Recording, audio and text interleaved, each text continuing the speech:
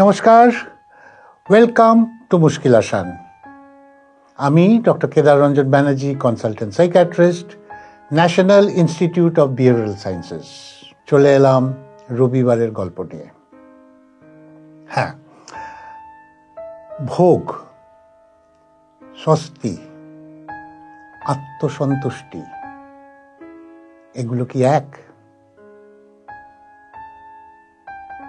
না, শুনতে এক, বাস্তবে কিন্তু তা এক নয়।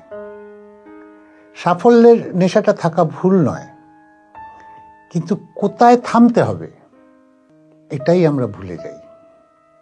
আরো চাই, আরো লোভ, এই নেশা তাড়া করে বেড়ায়। এমন একটা পরিস্থিতি হয় যখন থামি থামি করেও থামার উপায় থাকে না। হ্যাঁ, তখন অনেক দেরি হয়ে গেছে। জীবন উপভোগ করার সময় থাকে না। তাই কতটা প্রয়োজন আর কতটা আয়োজন তার ব্যালেন্স কিন্তু রাখা দরকার। আমি বোঝাতে পারছি আপনাদের? যে বোধ অনেক সময় আমরা হারিয়ে ফেলি। হ্যাঁ, আজকে এই নিয়েই আমাদের গল্প। একটা সমুদ্রের ধারে এক ভদ্রলোক সমুদ্রের ধার দিয়ে হেঁটে যাচ্ছেন। কাঁচা পাকা চুল, চেহারা, স্বাস্থ্য, পোশাক দেখে মনে হয় বেশ বড় বাড়ির লোক। নিশ্চয়ই হাওয়া বদলের জন্য সমুদ্রের ধারে এসেছেন। তিনি হাঁটছেন ঝাউবনের মাঝখান দিয়ে। একদিকে ঝাউবন, একদিকে সমুদ্র, মাঝখানে উনি হাঁটছেন। হঠাৎ তার চোখ পড়ে এক ঝাউ গাছে হেলান দিয়ে একটা লোক বসে আছে। ওনার তখন মনে হয় যে এই সবে সকাল 8টা, এই লোকটা এখন এইভাবে বিশ্রাম নিচ্ছে। উনি ধীরে ধীরে হেঁটে ওই ভদ্রলোকের কাছে যান। বলে, ও ভাই, তুমি কি করো? তখন লোকটি বলে, আমি বাবু মাছ ধরি। তো বলে, তুমি মাছ ধরো তো সকাল 8টার সময় এখানে বসে কি করছো? বললো, কেন? বিড়ি খাচ্ছি। তো বললো, তুমি আরেকটু তো খাটতে পারো, 11টা অবধি খাটতে পারো, তাহলে আর কিছু মাছ বেশি ধরা যেত। তখন লোকটি বলে, তারপরে? বলে, না, তারপরে মাছগুলোকে বিক্রি করতে বেশি পয়সা রোজগার হতো।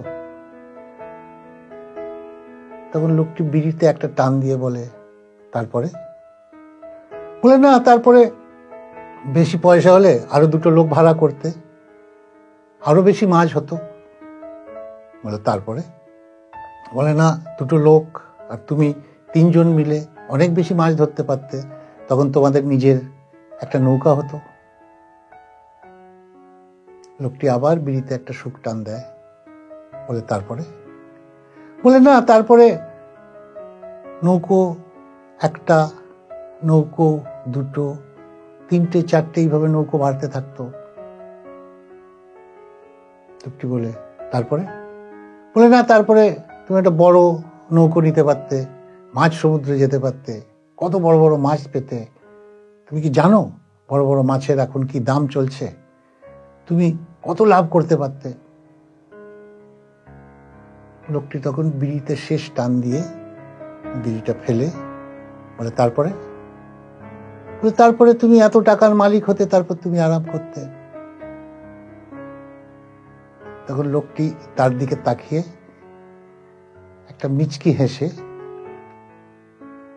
বলল, আমি তো তাই করছি, আমি তো আরামই করছি। আমি বোঝাতে পারলাম গল্পটা? ঘড়ি ধরে ছুটে ছুটে এইভাবে ভুলে গেছি আমরা জীবনের মানে।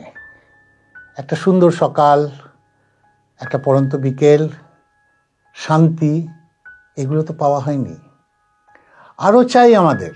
হ্যাঁ, এর জন্য ছুটছি আমরা, পাগলের মতো ছুটছি। আমাদের সময় নেই, আমাদের সময় নেই নিজেদের ভালোবাসার। তাই চাহিদা, তাই আমাদের যেটা দরকার সেটা দিন দিন বাড়িয়ে চলেছি। কিন্তু একটা কথা বলি, যে লোকটি বসে বিড়ি খাচ্ছিল তা কিন্তু অলস নয়, সে তার সময় মতো কাজটা করে তারপরের টাইমটা উপভোগ করছিল। আমরা যারা সারাদিন কাজে ব্যস্ত থাকি, আমরা আমাদেরকে ভুলে যাই, আমরা আমাদের সময় দিতে পারি না। আপনারা ভেবে দেখবেন, যদি আমাদের একটু সময় দেওয়া যায় নিজেকে, একটা ফুলের গন্ধ যদি শোকা যায় নিজের টবের গাছের, কতটা ভালো লাগবে। হ্যাঁ, বেশি কিছু নয়। আমি বলছি না যে তাড়াতাড়ি কাজ সেরে ঘুমিয়ে পড়ুন, তা নয়। সন্ধ্যের সূর্য অস্ত যাচ্ছে, এটাও কিন্তু দেখতে ভালো লাগে। শরতের মেঘ এখন দেখতে ভালো লাগছে না? হ্যাঁ, এই কারণেই গল্পটা বললাম, তাদের জন্যই গল্পটা বললাম যারা সারা দিন নিজেদের মনে করেন তারা ব্যস্ত এবং তাদেরকে আরো চাই, আরো একটা ধাপ উপরে উঠতে হবে। আসুন না একটু সূর্য অস্তটা দেখি। আজকে এইটুকুই থাক। যদি আপনাদের গল্পটা ভালো লাগে আপনারা লাইক দেবেন, যদি মনে করেন শেয়ার করার উপযুক্ত শেয়ার করবেন, আর যদি নতুন হন সাবস্ক্রাইব করতে ভুলবেন না।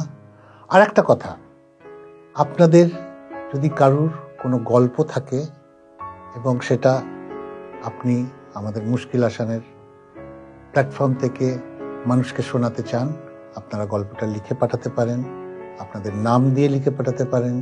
আমরা গল্পটা যদি সিলেক্ট হয়, আপনার গল্পটাও আমরা রবিবারের গল্পের মধ্যে ইনক্লুড করব আপনার নাম নিয়ে। নমস্কার।